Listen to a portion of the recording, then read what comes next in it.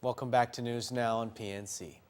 Jury selection has begun in the murder trial of Alan Agababa. Agababa is accused of slaying his mother, June Shelley Bernstein, back in August of 2013. A United Airlines flight attendant, Bernstein was found dead in her home. Medical examiner Dr. Aurelio Espanola determined the cause of death to be blunt force trauma. Agababa was quickly suspected of committing the crime because of inquiries he made regarding his mother's life insurance policy around the time of her death. Police also say Agababa was the last to see his mother alive and the first to report her death. He's facing aggravated murder charges and, if found guilty, could spend the rest of his life in prison. The Port Authority of Guam held yet another groundbreaking this morning. This time, the port broke ground on renovation to its high and low tower building, its CFS building, and its CYCMU wall. Pro Pacific Builders has been awarded the contract for the high tower and low tower building renovations, the CFS building roof leaks, and spalling repairs. Allied Builders and Construction will work on the north side CYCMU wall upgrades. With this port just continuing to grow and reinvent itself and modernize itself, it's a sign that this port's going to continue to grow and this island is going to continue to grow. And our better days are ahead. The total cost for all of these projects combined is $536,899. Famous Guam icon John Santos, mostly known as the Carabao Man, who is usually seen participating in village fiestas, walking in the Liberation Day parade, or even by the side of the road, has passed away. PNC's Rosel Romanes spoke with his brother earlier today and shares his story.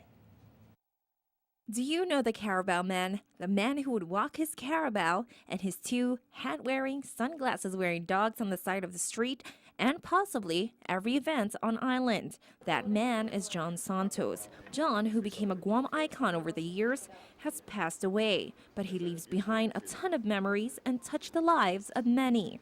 His oldest brother, Danny Santos, tells us that John is the fourth boy of 11 children. He says that before John was known as the Carabao Man, he was first known as Rambo.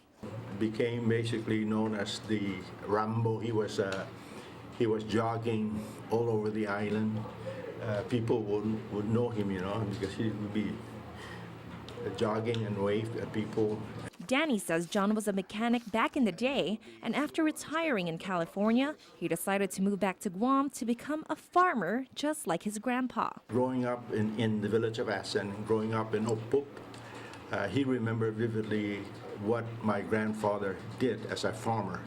And, he took that message and conveyed that in the sense of having children ride the carabao, to experience that human relationship with the carabao. He purchased this carabao, which he named Lucy, and he trained his dogs to ride on top of the carabao, and he became basically known throughout the island as the Carabao Man. Danny says John was a compassionate and loving gentleman who wanted to spread Guam's culture to everyone, and he hopes that someday someone will step up to the plate to continue John's legacy. Now, a lot of people are wondering who is going to be taking care of Lucy and the dogs now. That is a good question. That's $1 million question. Perhaps someone will volunteer to do the same thing that my brother did, and that is to, welcome the tourists, welcome anybody that comes to this island to experience what it's like to ride on a carabao. Rosel Romanes, PNC News. All right, well, condolences to the Santos family from all of us here at PNC. We'll miss you, John. Well, stay tuned. Coming up next on News Now, Blake Watson will take a look at sports. And children find creative ways to reuse cardboard and other recyclable materials. News Now continues on PNC after this. Hey, giant typhoon Vongfong is so far away, but it's still bothering our island. Can you believe that? I'll tell you all about it only if you stay with me. See ya!